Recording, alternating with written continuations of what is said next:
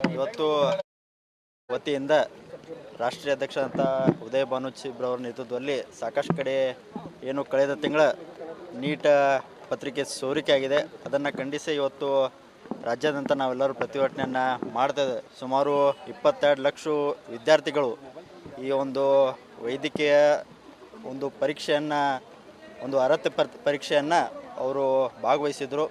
ಇವತ್ತು ಕರ್ನಾಟಕದಿಂದ ಕೂಡ ಸುಮಾರು 1.5 ಲಕ್ಷ ವಿದ್ಯಾರ್ಥಿಗಳು ಇದರಲ್ಲಿ ಭಾಗವಹಿಸಿದರು.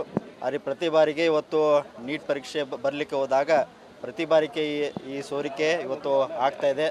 ಸುಮಾರು 2016ರಲ್ಲಿ ಈ ನೀಟ್ ಪರೀಕ್ಷೆ ಪ್ರಾರಂಭ ಆಗಿದ್ದು 10 ವರ್ಷಗಳಲ್ಲಿ ಸುಮಾರು 5 ಬಾರಿ ಈ ನೀಟ್ ಪರೀಕ್ಷೆ ಸೋರಿಕೆ ಆಗಿದೆ. ಅದಕ್ಕೆ ಇದರ ಹಿನ್ನೆಲೆ ಆಗಿರ್ಬೋದು, ಇದರ ಬೆನ್ನೆಲುಬಾಗಿ ಯಾರಿದ್ದಾರೆ ಅವ್ರಿಗೆ ಕಠಿಣವಾದಂಥ ಕ್ರಮವನ್ನು ತಗೊಳ್ಬೇಕು. ಅದರ ಜೊತೆಗೆ ಈ ಜವಾಬ್ದಾರಿಯನ್ನು ಕೇಂದ್ರ ಸರ್ಕಾರ ಮತ್ತು ಕೇಂದ್ರ ಸರ್ಕಾರ ಸಚಿವರ ಆದಂಥ ಧರ್ಮೇಂದ್ರ ಪ್ರಧಾನ್ ಅವರು ಈ ಜವಾಬ್ದಾರಿಯನ್ನು ತಗೋಬೇಕು. ಮತ್ತು ಯುವ ಕಾಂಗ್ರೆಸ್ ವತಿಯಿಂದ ನಾವು ಅವರು ಅತಿ ಶೀಘ್ರವಾಗಿ ರಾಜೀನಾಮೆ ಕೊಡಬೇಕಂತ ನಾವು ಒತ್ತಾಯವನ್ನು ಈ ಪ್ರತಿಭಟನೆ ಮುಖಾಂತರ ನಾವು ಮಾಡ್ತಾಯಿದ್ದೇವೆ.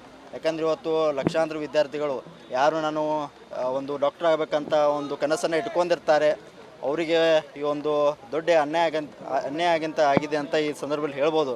ಯಾಕಂದರೆ ಸುಮಾರು 15ರಿಂದ 16 ತಾಸುಗಳವರೆಗೂ ಇವತ್ತು ಪ್ರತಿಯೊಬ್ಬರು ವಿದ್ಯಾರ್ಥಿ ಯಾರು ನೀಟ್ ಬರಿಬೇಕಂತ ಅಂದ್ಕೊಳ್ತಾರೆ 15ರಿಂದ 16 ತಾಸು ಅವರು ಪರೀಕ್ಷೆಗೆ ತಯಾರಿ ಮಾಡಬೇಕಾಗ್ತದೆ.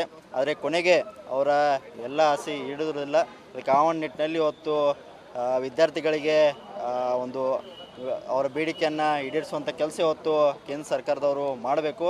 ಅದೇ ರೀತಿ ಇವತ್ತು ಮಹಾರಾಷ್ಟ್ರದಲ್ಲಿ ಕೂಡ ಟೀಚರ್ಸ್ ಎಂಟ್ರೆನ್ಸ್ ಟೆಸ್ಟ್ ಅಂತ ಒಂದು ಪರೀಕ್ಷೆಯನ್ನು ಆಗ್ತಾಯಿದೆ. ಅದು ಕೂಡ ಇವತ್ತು ಸೋರಿಕೆ ಅಂತ ಹಿನ್ನೆಲೆ ಅದನ್ನು ಕೂಡ ಇವತ್ತು ಪೋಸ್ಟ್ಪೋನ್ ಮಾಡಿದ್ದಾರೆ. ಅದಕ್ಕೆ ಎಲ್ಲೆಲ್ಲಿ BJP ಸರ್ಕಾರ ಆಡಳಿತದಲ್ಲಿದೆ ಅಲ್ಲೆಲ್ಲ ಕಡೆ ಇಂಥ ಒಂದು ಸಮಸ್ಯೆಗಳ ಆಗ್ತಾಯಿದೆ. ಅದಕ್ಕೆ ಈ ಜವಾಬ್ದಾರಿಯನ್ನು ಇವತ್ತು BJP ಸರ್ಕಾರವರು ತಗೋಬೇಕು. ಅದಕ್ಕೆ ಸಂಬಂಧಪಟ್ಟಂಥ ವ್ಯಕ್ತಿಗಳು ಇವತ್ತು ಸಚಿವರು ರಾಜೀನಾಮೆಯನ್ನು ಕೊಡಬೇಕಂತ ಮತ್ತೊಮ್ಮೆ ಈ ಪ್ರತಿಭಟನೆ ಮುಖಾಂತರ ನಾವು ಒತ್ತಾಯವನ್ನು ಮಾಡ್ತಾಯಿದ್ದೀವಿ.